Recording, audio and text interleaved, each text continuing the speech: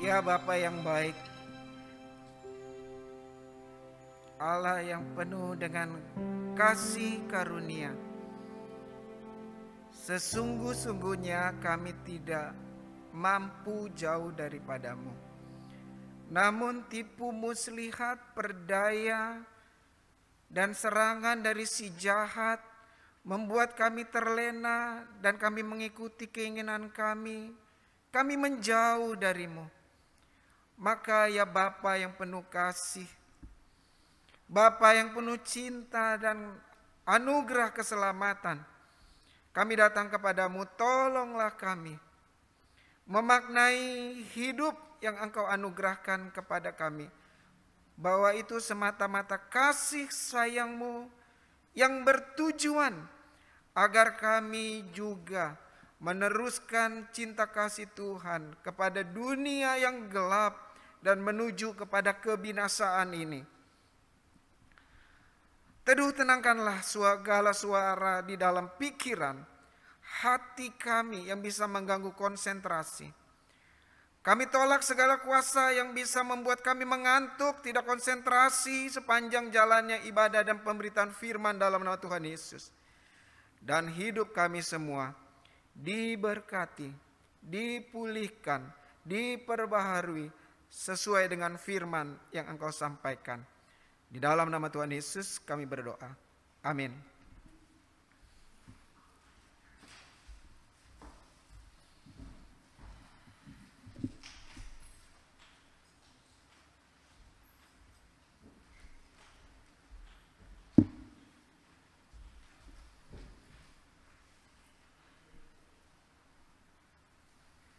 Salam sejahtera kepada kita semua, Jemaat Gereja Kristen Alkitab Indonesia Ciputat yang hadir di dalam ibadah tatap muka pada pagi hari ini.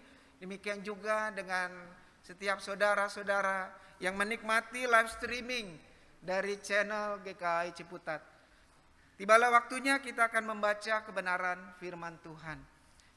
Kiranya firman Tuhan terus menguatkan kita, mendewasakan kita, dan menolong kita menjadi saksinya yang setia. Saya mau buka dengan pantun yang sudah lawas. Dari mana datangnya lintah? Dari sawah turun ke kali.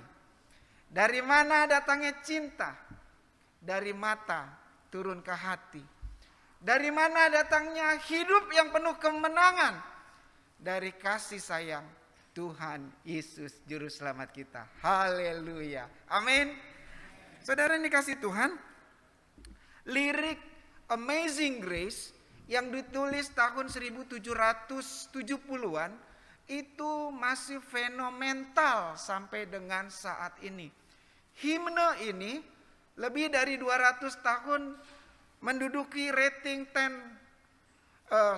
besar himne terbaik.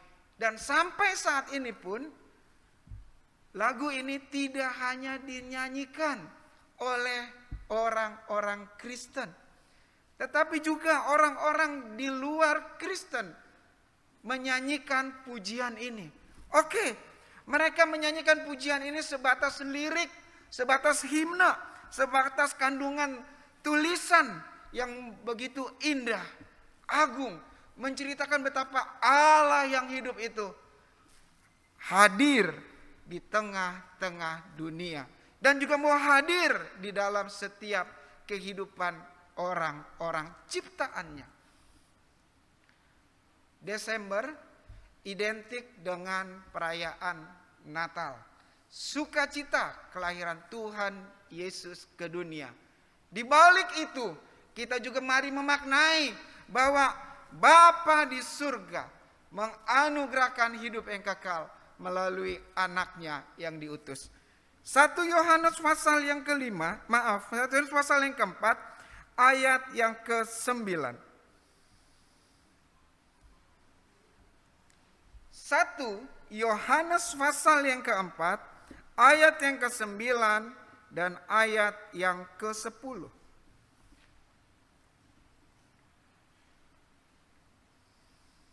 1 Yohanes pasal 9, 1 Yohanes pasal 4 ayat 9 dan 10 yang sudah dapat, saya sambut kita berdiri, baik di gereja atau di rumah.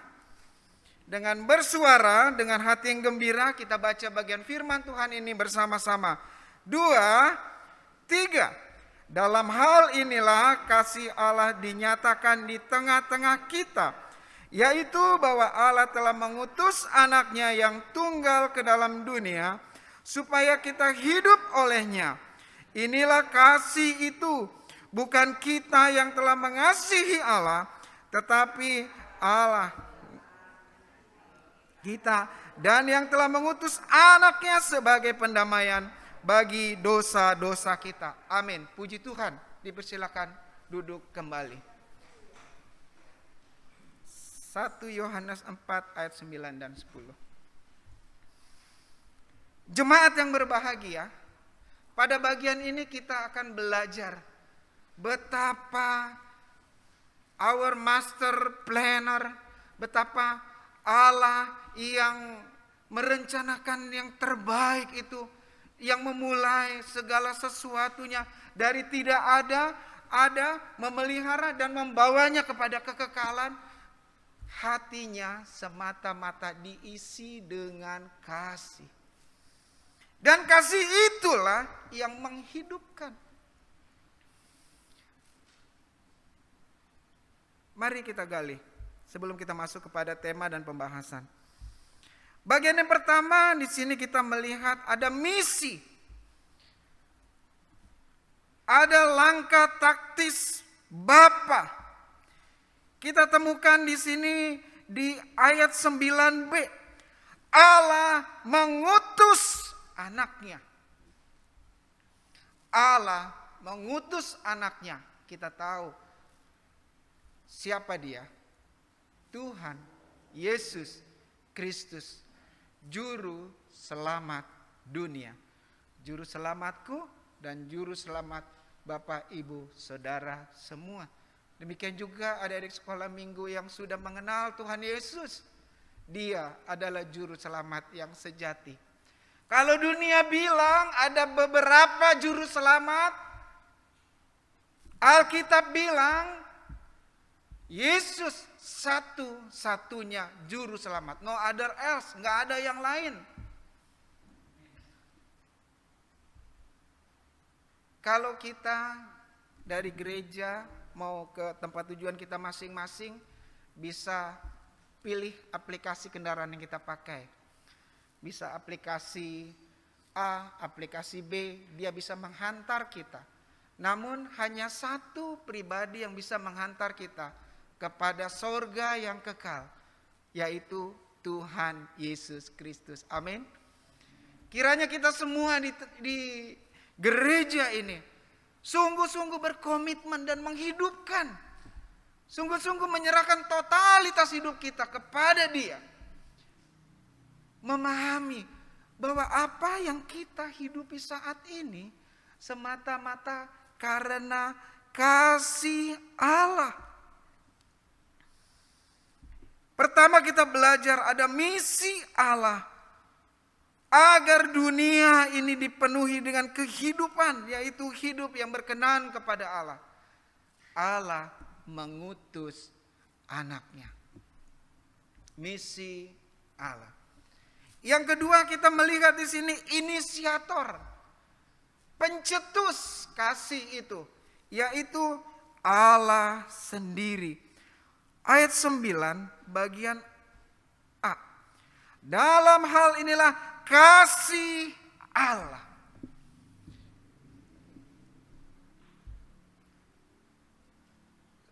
Sejak beberapa saat di awal penciptaan, bisa saja Allah pencipta marah. Oleh karena manusia lebih mengikuti keinginan hatinya daripada mengikuti keinginan Tuhan. Lebih mengikuti mendengar suara si jahat daripada mendengar suara Tuhan. Bisa saja Allah marah. Seperti halnya seorang pembuat tembikar. Tembikar itu dari tanah liat yang diolah menjadi kendi dan hiasan-hiasan lainnya. Pada saat dia membuat pola, dia membentuk dan ternyata hasilnya itu tidak sempurna, dia bisa hancurkan. Ubah menjadi sesuatu yang baru. Bisa saja Allah mengubah alam semesta ini menjadi seturut akan apa yang ia rencanakan. Begitu sempurna. Tetapi kepada manusia diberikan kehendak bebas untuk memilih. Kehendak bebas untuk mempertanggungjawabkan keputusan. Dan keputusan manusia mula-mula yaitu memberontak kepada Allah. Pemberontakan manusia itu, saudara yang dikasihi Tuhan, Allah tetap mengasihi manusia sebagai ciptaannya yang sempurna. Di antara ciptaan lainnya, manusia menjadi buah kasih sayang. Tujuan termulia Allah di dalam penciptaan adalah menghadirkan sorga di dalam kehidupan manusia.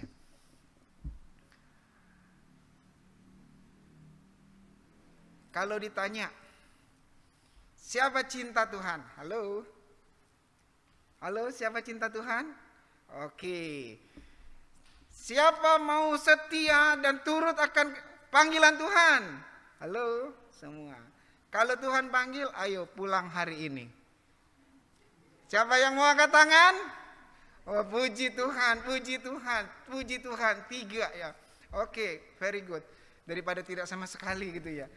Cuma bukan berarti yang angkat tangan itu tidak bertanggung jawab dan mengabaikan tanggung jawab panggilannya selama di dunia ya. Saudara yang dikasihi Tuhan, kalau kita cinta Tuhan, meresponi kasihnya Allah, maka apapun kata Allah kita lakukan. Kita yang bekerja, kalau disuruh misalnya datang jam 8, sebelum jam 8 kita sudah hadir. Besoknya ada pertemuan, kita harus datang jam 7. Sebelum jam 7 kita hadir. Apa yang ingin saya sampaikan di sini? Apapun panggilan Tuhan, satu jawaban. Yes God. Iya Tuhan, I will follow you. Aku akan mengikuti perintahmu. Bagian yang kedua, saudara yang dikasihi Tuhan, kita melihat bahwa kasih Allah yang menghidupkan itu diinisiasi, dimulai dari Bapa sendiri. Dua hal ini kiranya menolong kita untuk memahami dari mana datangnya kehidupan kekal semata-mata dari Tuhan Yesus.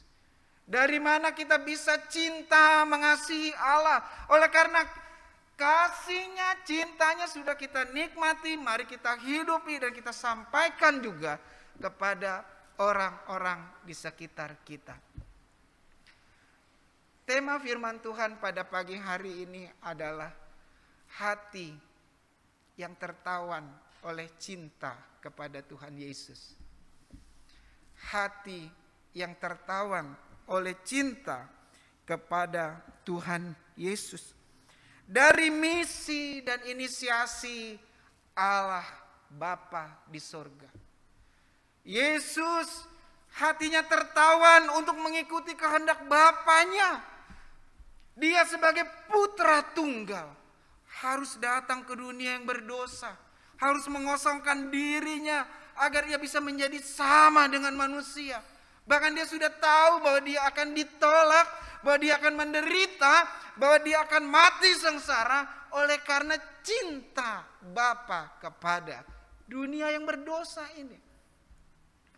Hati Yesus juga tertawan oleh cintanya Bapa. Kiranya jemaat Gereja Kristen Alkitab Indonesia Ciputat pun memiliki hati yang meresponi, yang mau menjadi tawanan kasih Allah. Saudara yang berbahagia,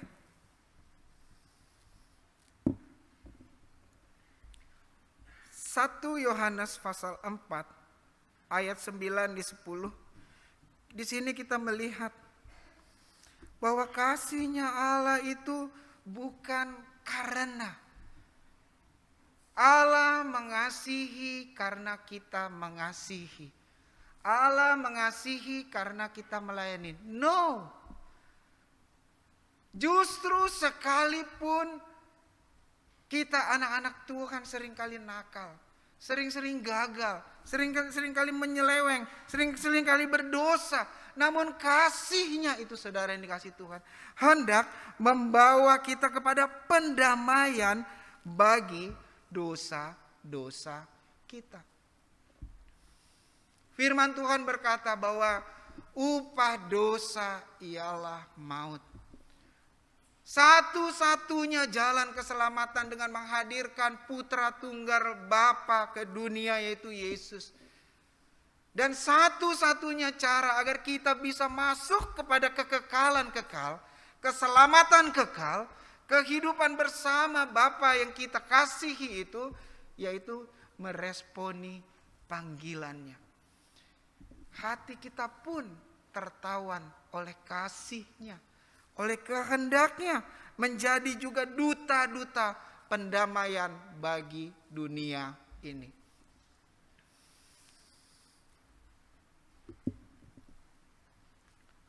Ada salah satu sharing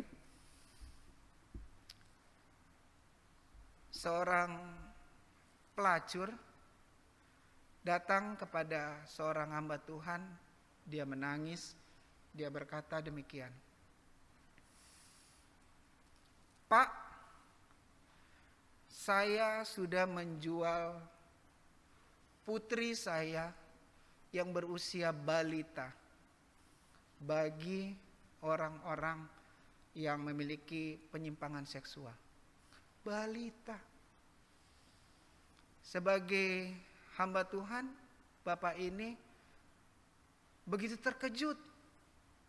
Bapak ini begitu kaget.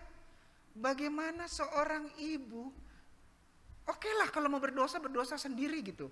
Tapi anaknya dijual bagi dosa. Dan Bapak ini bilang, "Ibu sudah datang ke gereja." Apa responnya? Dia balik melihat Bapak itu dengan pandangan mata yang aneh. Gereja. Saudaraku, tatapan mata itu mewakili suasana hati. Dari tatapan matanya Bapak itu begitu terkejut karena ibu ini mengalami satu kebingungan. Kenapa harus datang ke gereja? Pendiri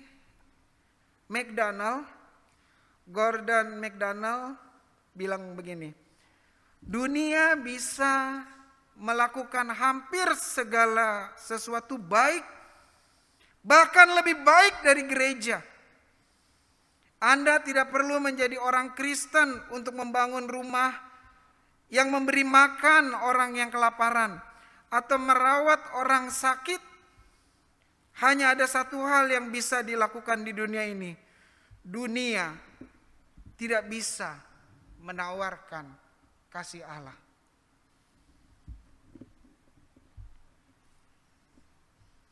Gordon MacDonald, pendiri kita tahu ya, MacDonald bicara demikian. Hanya gereja yang bisa menawarkan kasih Allah. Kebaikan-kebaikan yang bisa dibuat oleh orang percaya, oleh gereja, bisa jauh lebih baik dilakukan oleh orang-orang yang tidak percaya kepada Tuhan. Artinya apa? Gereja berjalan sendiri, menikmati pengenalan akan Tuhannya, menikmati penyembahan kepada Tuhannya, menikmati pelayanan kepada Tuhannya, dan mengabaikan tanggung jawabnya kepada dunia di mana ia berada. Maka Allah berinisiatif lagi dengan kasih Allah, dia mengutus putranya yang tunggal, Yesus Kristus. seorang bisnismen sejati bisa berkata demikian, saya cuma bisa amazing. Wow, betapa dahsyatnya Tuhan menegur saya sebagai pelayan gereja dan menegur kita juga yang hatinya mau tertawan menjadi pelaku firman yang menjadi berkat. David Simmons, seorang konselor, dia menuliskan demikian.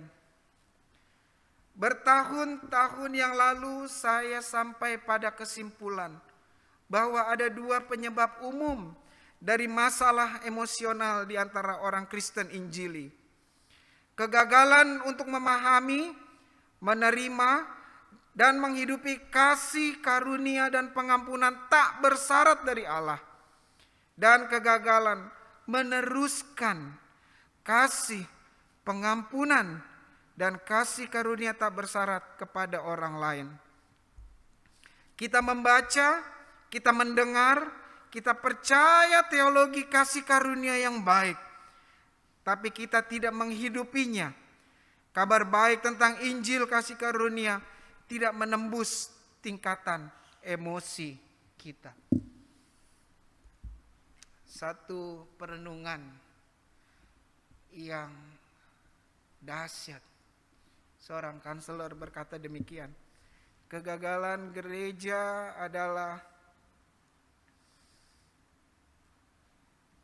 memahami, menerima, menghidupi pengampunan tak bersyarat, dan kegagalan meneruskan kasih pengampunan, kasih karunia tak bersyarat kepada orang lain. Saudara yang berbahagia, dalam perenungan mempersiapkan bagian ini, saya nggak tahu, tiba-tiba air mata saya menetes. 10, 15, 20 tahun yang akan datang, ada lagi seorang pria dewasa atau wanita dewasa yang menyatakan bahwa dia sudah melakukan kesalahan.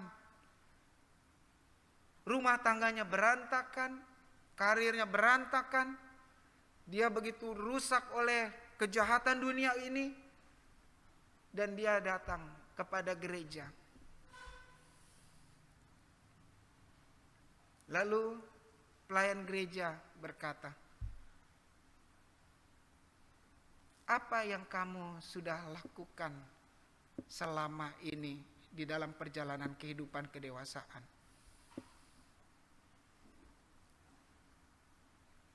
Dia berkata,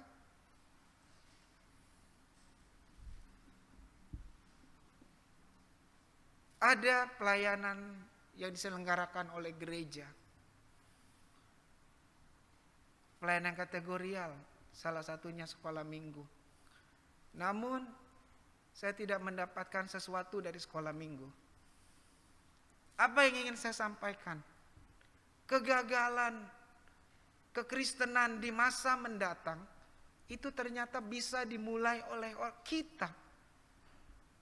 Orang-orang percaya saat ini yang sudah dewasa, yang sudah mengenal, memahami, menerima, meresponi, belajar teologi, setia di dalam kegiatan gereja, namun hati kasihnya Bapa itu tidak kita salurkan. Kita sebagai orang tua mengabaikan pendidikan, ajaran seperti yang dengan kuat disampaikan oleh pemula Yahudi pada saat di awal-awal. Pada saat engkau duduk, pada saat engkau berdiri, pada saat engkau berjalan, pada saat engkau makan, ceritakan firman Tuhan. Hanya itu kok bekalnya. Saya menangis. Saya membayangkan kalau ada 15-20 tahun yang akan datang, anak-anak kita berbuat dosa oleh karena ketidakseriusan kita membawa hati Allah bagi pembaharuan. Saya sangat mengapresiasi platinum medal yang didapatkan oleh anak-anak kita. Naomi, platinum ya. Siapa lagi di sini platinum? Oh, enggak ada, enggak ke gereja. Medali platinum yang disampaikan oleh guru sekolah minggu dan panitia itu adalah bentuk apresiasi oleh karena kesetiaan mereka. Yang ingin saya sampaikan bukan target platinum medalium yang dapat diraih oleh anak-anak, tapi bagaimana Kristus bisa bekerja di dalam kehidupan mereka. Dimulai dari hati yang tertawan oleh kasih Tuhan. Kak Debbie, Kak Dinar, Kak Yeli tahu bagaimana, maaf kalau saya emosional, meminta mereka untuk serius. 2 tahun pandemi ini saudara yang dikasih Tuhan, saya melihat, saya belajar, saya menyikapi kemerosotan tidak hanya ada di pendidikan sekolah, tetapi juga kemerosotan itu terjadi juga di gereja-gereja. Oleh karena apa? Ternyata kualitas pendidikan rohani, pelayanan kepada anak-anak itu mulai terkikis oleh karena alasan pandemi. Oleh karena alasan kesulitan teknologi. Oleh karena banyak alasan bisa terjadi. Kalau kita terus beralasan saat ini, jangan salahkan diri kita. Jangan juga salahkan guru sekolah minggu saat ini. Kalau nanti ada anak-anak gereja yang tidak menjadi berkat di masa yang akan datang. Melalui bagian ini, jemaat yang dikasih Tuhan, kita memaknai memasuki Desember, menyambut kelahiran Yesus sebagai Tuhan dan Juru Selamat. Marilah hati kita pun kita mau serahkan kepada Tuhan. Tuhan, tawan hatiku agar bisa membawa kasih-Mu kepada anak-anak, kepada orang-orang yang ada di gereja ini, kepada dunia ini. Agar apa? Hidup kita tidak seperti zombie. Zombie itu mayat hidup, sepertinya hidup tapi tidak ada kehidupan di sana. Kehidupan kita pun bukan kehidupan kekristenan yang mandul. Oleh karena tidak berbuat sesuatu. Kegagalan gereja adalah hal yang pertama. Kalau Tuhan bermisi untuk hadir ke dunia ini, kegagalan gereja yang pertama adalah gereja tidak memiliki misi Tuhan. Penjangkauan jiwa-jiwa baru, pendewasaan jemaat lokal. Tidak ada arahan penyebaran, pekabaran Injil, pemenangan jiwa, pendewasaan, terlebih bagi internal gereja. Maka mari jemaat yang dikasih Tuhan, mari kita, Tuhan ini hatiku tawanlah. Demi apa? Demi masa depan gereja kita, di masa depan anak-anak kita. Mohon maaf, saya pun bisa jadi kepala keluarga yang tidak terlalu baik.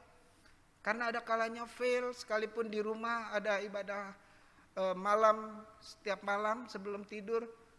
Namun bisa saja ada failure di sana. Kegagalan gereja yang bisa berdampak kepada dunia ini semakin gelap di masa yang akan datang. Gereja menjadi mati, ada ketiadaan misi. Misi Allah adalah mengutus. Kita lihat ayat 9. Allah telah mengutus anaknya, maka gereja pun harus mengutus. Ayat yang ke-10. Yang telah mengutus anaknya. Ayat yang ke-11, pasal 5. Mengaruniakan hidup yang kekal. Hidup itu ada di dalam anaknya. Saudara yang dikasih Tuhan, mari kita utus diri kita untuk menghadirkan surga, kasih Allah di dalam rumah tangga kita, di gereja ini dan dimanapun. Kegagalan gereja adalah jika tidak bermisi. Yang kedua, kegagalan gereja adalah jika tidak ada inisiator, tidak ada leadership, tidak ada arahan yang jelas mengenai bagaimana pelayanan ke depannya. Kepada guru sekolah minggu, berat juga sih ya Kak Debbie. Yang lainnya pada libur di bulan Desember, hanya sekolah minggu yang tidak libur, jadi tetap ada ibadah. Satu lagi Kak Debbie bilang sama Kak Dinar, Kak Yeli, sekalipun bulan Januari semua komisi belum ada ibadah, maka komisi sekolah minggu harus terus ibadah. Dan puji Tuhan, kami sudah menawan, ya kami, ya Kak Debbie, guru sekolah minggu sudah menawan Uti, Oma, dan kakak sekolah minggu yang baru. Nanti kami akan mengejar dan menawan pekerja gereja yang lain, jemaat dewasa lainnya, untuk membekali anak-anak kita di dalam belajar dan menghidupi firman Tuhan. Keteladanan itu bukan di luar. Keteladanan itu di depan mata. Keteladanan yang ada di luar itu bisa membuat diri kita keluar. Misalnya kita melihat kondisi gereja kita dan kita melihat gereja lain lebih baik, maka itu akan membuat kita move dari gereja kita untuk melihat ke sana. Tapi kalau ada keteladanan yang baik di rumah kita ini, di gereja, maka anak-anak kita pun akan hidup di gereja ini. Sama seperti di dalam rumah, bapaknya si ini lebih baik daripada papa, oh ya udah. Apakah kita sebagai papa akan bilang ya udah kamu jadi anaknya dia aja? Enggak kan? Tapi kita sebagai papa berbuat lebih baik supaya menjadi seperti apa yang diidolakan oleh anak-anak kita. Hari ini guru sekolah minggu menawan Ibu Anita untuk menyampaikan firman. Jadi saya pun mau menawan Bapak Ibu jemaat yang dewasa untuk pastikan jam 10 anak sekolah minggu harus ibadah sekolah minggu. Juga adik-adik yang di rumah, orang tua yang di rumah jam 10 ada kakak Anita yang akan menyampaikan kebenaran firman Tuhan yang memberkati. Siap-siap untuk kami kejar dan kami tawan semata-mata saudara yang dikasih Tuhan. Desember ini adalah bulannya anak-anak. Seorang anak lahir di dunia ini putra tunggal Bapa yang mau diutus. Saya melihat gereja pun harus menjadikan memaknai Desember 2021 bagaimana menghadirkan, mempersiapkan anak-anak untuk diutus menjadi prajurit Kristus yang setia. Di antara 13, saya katakan 13 rasul, karena Rasul Yudas digantikan oleh Rasul tiba-tiba lupa, Matias. Matias ya Pak? Ya. Semua mati syahid kecuali Yohanes. Dan Yohanes itu yang menulis ini.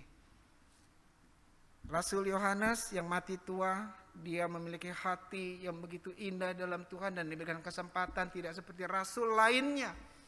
Rasul Yohanes, dia juga adalah penulis kitab Wahyu. Apa-apa akan terjadi di masa akan datang. Dan itu mendorong kita untuk memahami saudara yang dikasih Tuhan. Mari kita melihat juga seperti Yohanes, bahwa ke depan ada tantangan yang berat bagi kekristenan, bagi gereja. Dan tugas kita dari sekarang untuk ambil bagian, menjadi sesuatu bagi gereja kita mempersiapkan anak-anak kita. Tuhan Yesus menolong kita. Pada saat hatimu ditawan oleh Tuhan demi kemuliaan Tuhan, saya hanya bisa memohon, serahkan hati dan hidup kita menjadi tawanannya Tuhan. Amin. Kita berdoa. Bapa di surga, kami merelakan hati kami tertawan demi kemajuan Injil, demi respon kami yang sejati untuk ambil bagian di dalam misinya Tuhan. Tolonglah kami untuk memaknai bahwa Engkau mengasihi dunia ini yang berdosa melalui kami yang diselamatkan. Engkau mengasihi anak-anak kami melalui kami yang dewasa, yang sudah mengenal, yang sudah menerima Kristus dan mau menghidupkan Kristus dalam kehidupan kami. Tolonglah kami, tolonglah kami. Perjuangan kami ke depan masih panjang ya Bapa. Mempersiapkan generasi penerus gereja. Laskar Kristus yang setia. Pejuang-pejuang Kristus yang sejati. Yang mampu mengalahkan segala tipu muslihat iblis. Bahkan tipu muslihat teknologi di masa mendatang. Tolonglah kami, tolonglah kami. Berkatilah firman-Mu, terangilah hati kami. Bahwa apa yang hamba sampaikan, yang hamba terima dari Tuhan, itu memberkati kami. Kami berdoa, menaikkan syafaat kami ya Bapa. Bagi bangsa dan negara kami Indonesia, Tuhan Engkau menolong.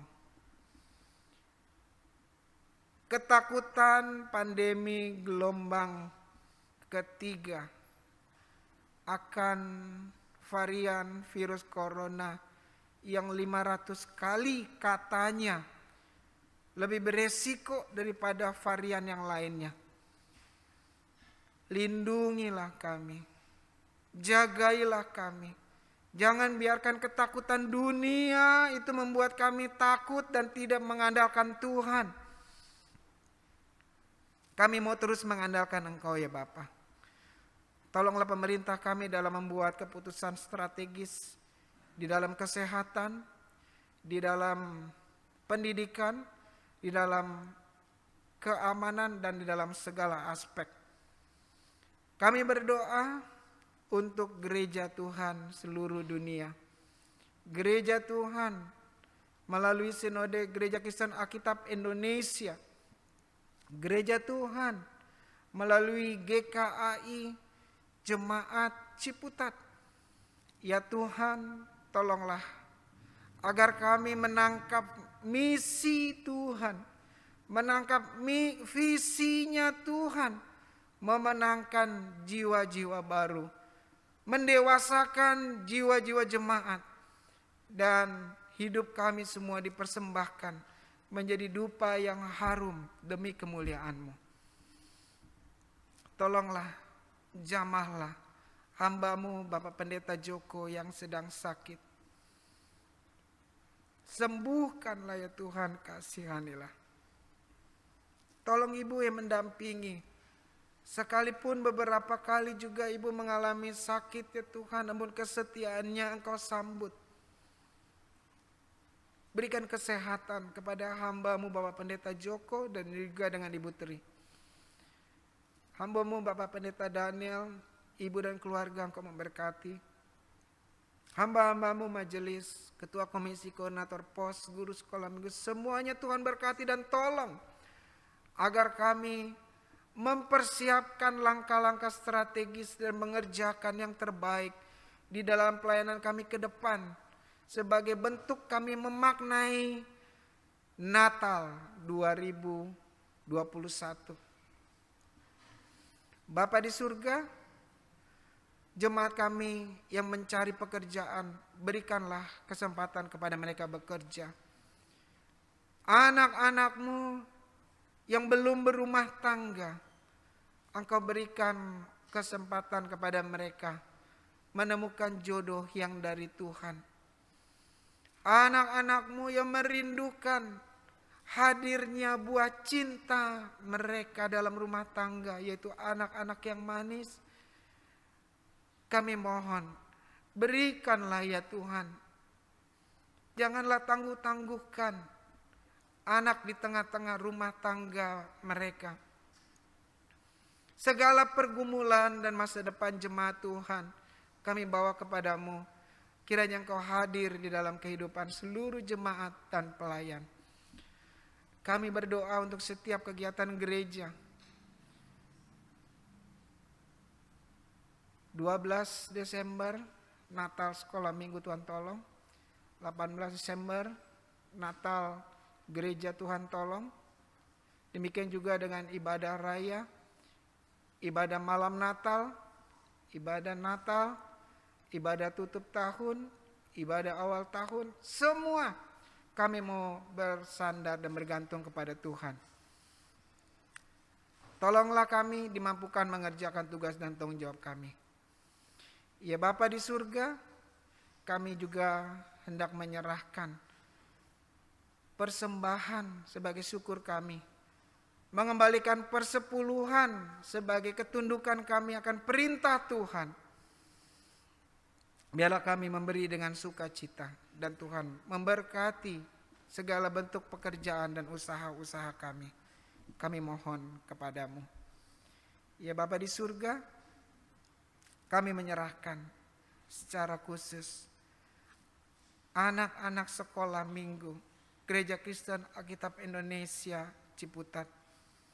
Kami menyerahkan mereka sedari dini, perlengkapilah ya Tuhan, agar pada masa yang akan datang mereka menjadi pekerja Kristus yang setia dan menjadi berkat. Yang tidak hanya dewasa kuat secara fisik, tetapi secara rohani. Mengalahkan segala tipu muslihat iblis dan menjadi berkat. Kami mohon kepadamu, kuatkan dan tolonglah kami.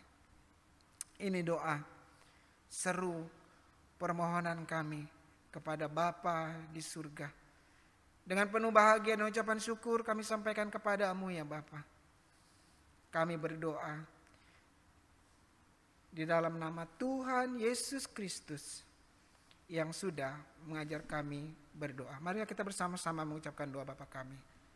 Bapa kami yang di sorga, dikuduskanlah namamu, datanglah kerajaanmu, jadilah kehendak-Mu di bumi seperti di surga. Berikanlah kami pada hari ini makanan kami yang secukupnya. Dan ampunilah kami akan kesalahan kami, seperti kami juga mengampuni orang yang bersalah kepada kami. Dan janganlah membawa kami ke dalam pencobaan, tapi lepaskanlah kami daripada yang jahat.